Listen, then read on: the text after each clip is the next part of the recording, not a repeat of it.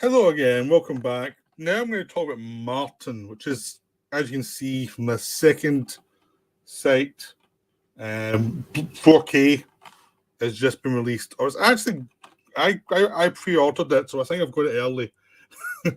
so, but it is wonderful. It's a wonderful pack. I did not get the big deluxe thing with all the CDs, and I just can't afford that stuff. It's one of those things that's like I like a good box set, but there's certain films I'll buy for, certain films I won't. And Martin, I just feel like I really like the film, but like it was too expensive for me for the big. And most some of these box sets, I think they're nice, but I just want the film, And this is definitely the case here. It's like it would just be something that I'd be buying for the sake of wasting money. I'd rather really buy a few other things rather than just getting these extra little things I don't really need. So, but Martin itself is it's a very good disc. They transfer to 4K. You get like 4 commentaries, including one by George Romero from what was an old one. You've got making of. You've just a lots of stuff, but basically you've got the film in good quality. That's the big thing. It was shot in 16mm, very low budget in Pittsburgh, Romero's old hunting ground. So it's a film that was personal to Romero. And it's apparently his favourite film of his own. They made really that they still look back on as his favourite. And I understand why, 'cause I think it's his best one. I think it really is very strong. It's one of the most inventive vampire films. It's a massive, massive influence on the addiction. You know, it's like it's Evil Forever did a vampire movie seemed to be much more up in this vein than anything else. You know, I mean, Addiction's really good, but it's not Martin. Martin's the original, still the best one about this kind of area of vampires, of mental illness, and where does this all lead? It's the cleanest one, and it's one of those ones that's just perfectly done. And the fact it's done 16mm makes it even better because it's grainy and it takes place in a rundown place, and it makes a perfect view of what the life is like for everyone around there. So it actually works better because it's so low budget. So even the 4K release is kind of like Henry Portrait Serial Killer in a sense of like, you cannot make this film look too great. It has to be grungy. That's part of the filmmaking. That's part of the aesthetic choice I've made in the film. And it's like people complain, of the 4K, it's not like Close Encounters or something. It's like, well, it wasn't made for that kind of money. So, Martin is about this young man who thinks he's a vampire. That's the best way to explain it simply. Now, in the film, you have a choice to make. Do you think he's actually a vampire who's lived for 80 years and he's still a young vampire and he's still dealing with a curse? Or is he someone who has some deep psychological problems and he's not really a vampire? He just needs blood every so often to deal with some psychological issues he has. And it's left ambiguous. It does not tell you either way. He's got flashbacks, but they can be fantasies. There's flashbacks of him as a younger person, been hunted by other people, and with all these the mob and everything else, try to hunt him down, and him escaping from them. And you get versions of that in the new and basically in the modern world where he's avoiding the police and things like that.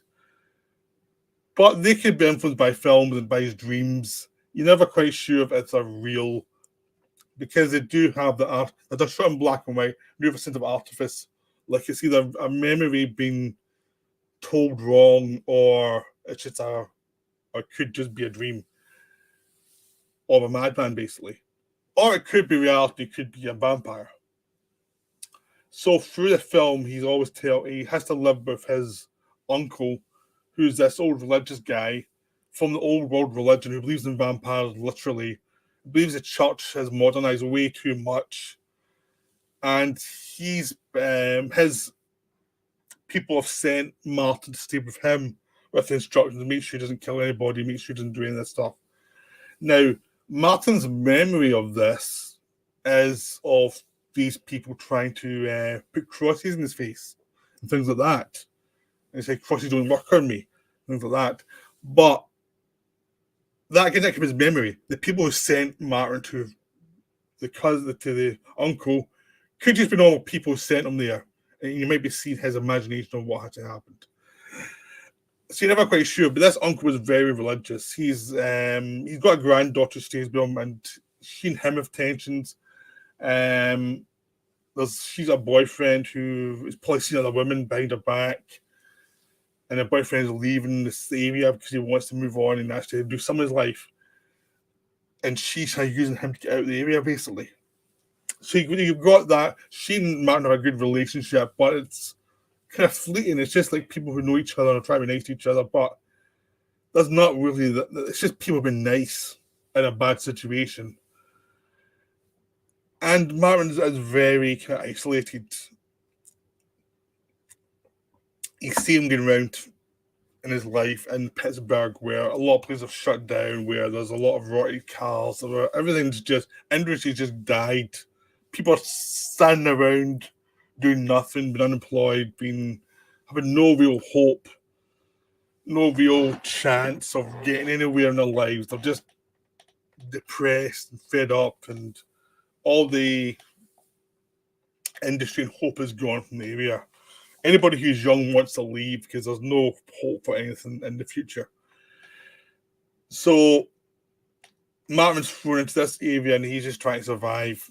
And he works for the uncle who runs a shop. And so Martin makes deliveries for him to different housewives. And of course, he ends up getting close to one housewife who's this woman who's in an unsatisfied marriage. During the time Martin knows of this, his uncle was watching him closely. So if he wants to take out blood, he has to do it very carefully. So the film starts with him drugging a woman on a train on his way there, and then cutting her wrists open with a razor and drinking the blood there. And so even there, although you see him cutting between his fantasy and the actual reality, you know, where the fantasy is all so beautiful but black and white. The reality is she's just leaving the toilet and she's just a struggle, and she's sad, she's horrified by what's going on, what's happened to her. She's going to die. So you get the reality and the fantasy. So that sets up perfectly what his problem is. And as he's in this area, he's on the hunt because he says he gets the shakes at a certain point, like a drug addict. He needs this blood. Otherwise, now, is it a reality or is it his mind doing it?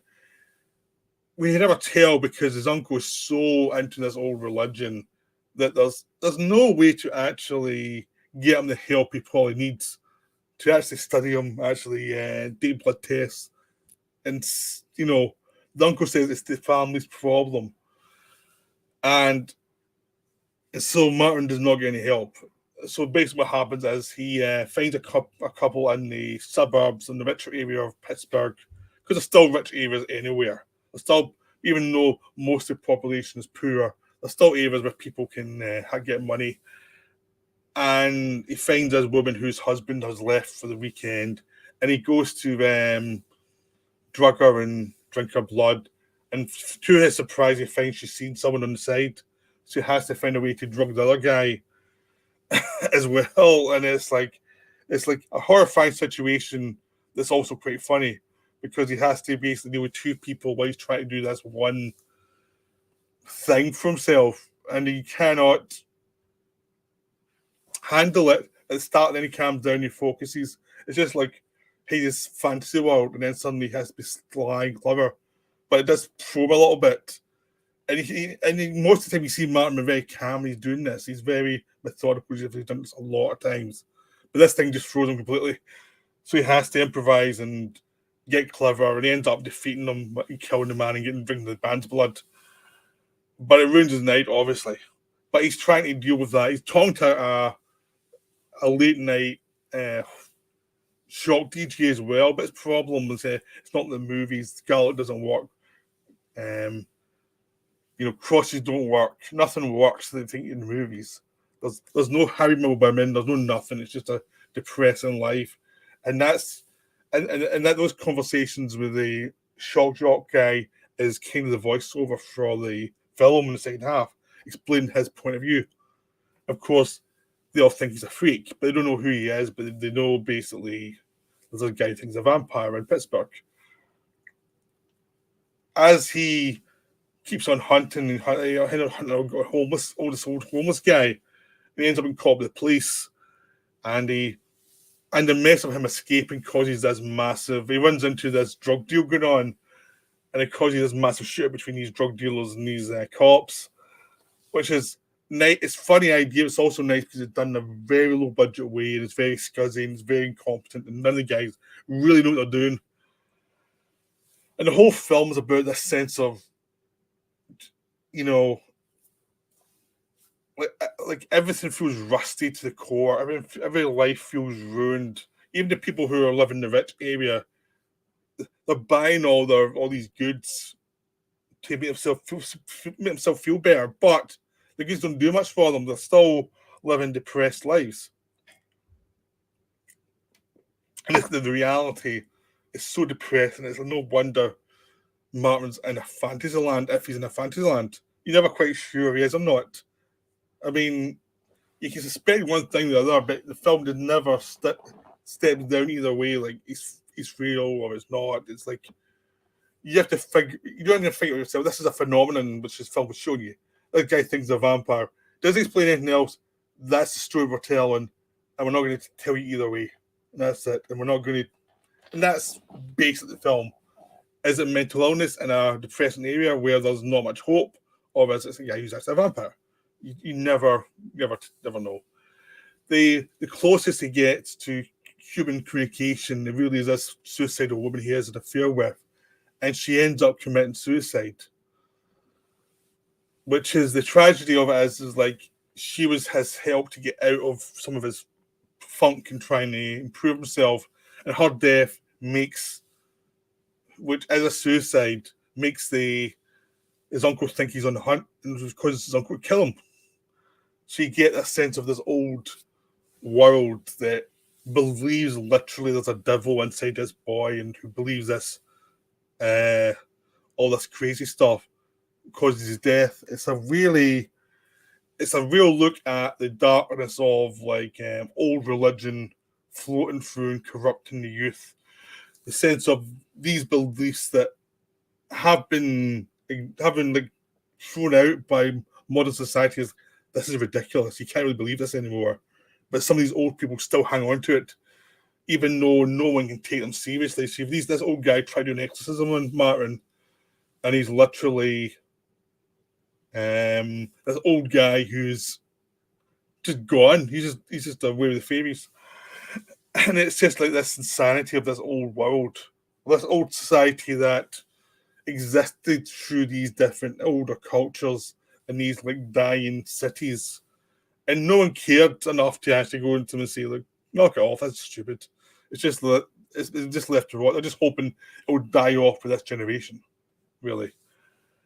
So the film is just about the rot of this culture, this old culture that came from the kind of culture that created the myth of the vampires in the first place, the dying embers of that in America, and how this kind of crazy belief may have caused this mental dysfunction in this boy and this young man who now thinks he's a vampire. You know, so it's just a wonderful film. The acting's terrific, the direction's terrific, especially low budget because Romero knows how to edit and how to shoot properly and carefully so that he's using what he's got and he uses what the limitations of what he's got. So he designs shots to work around what he has rather than saying, I wish I had something better. So the fact that it's grungy and it's awkward, he uses that in the cutting to actually create a sense of tension of, and a sense of this area of where people are mostly incompetent. So because he didn't have stunt people, the fact that he doesn't have that, he uses to his own advantage. So everything's not slick, everything's awkward and clumsy, the way it is in life most of the time. So he uses that and he cuts really quickly and well. And then he knows when to step back and let things play out. So this sense of patience terrific in this film. And a sense of when Martin's on the hunt, it is like quicker cut, but it feels like you're inside his sort of space of his emotional space. Really, you're not seeing the way he's seen it all the time. You're seeing the outside a lot of the time, but you still get a sense of what his emotional state is through the body language and the cutting and the ways aggression is. So I mean, it is just a wonderful film. I genuinely believe this is Romero's best film, and it's a film that deserves a lot more study. I think it's one of the films it should be just watched, like Taxi Driver, as an example of what '70s was really, the '70s era of what the mental illness, and because there's a genre tint of a vampire, it's got less respect than it should have got, because it's like, oh no, the team doesn't see if it could be a vampire. You know, that's what takes up away in some critics' eyes, but it's undeserved because it's a very good film about a broken down old area, a broken down society, and broken down beliefs that no longer really connect with the modern world, and the tragic effects they have on the people around them, and just the sense of that isolation and how depression can lead to craziness, not in a kind of obvious way, but just slowly developing beliefs that are dangerous to you, and they could create manias in you that's compulsive and could lead to your demise. So this could be drug addiction, this could be alcohol addiction, any kind of bad behavior that slowly comes from a sense of depression, but also a sense of not being able to communicate with people, having a sense of beliefs that you've been brought up with that leads to destructive behaviors because you're so connected to them that you can't pull yourself out of what the problem is.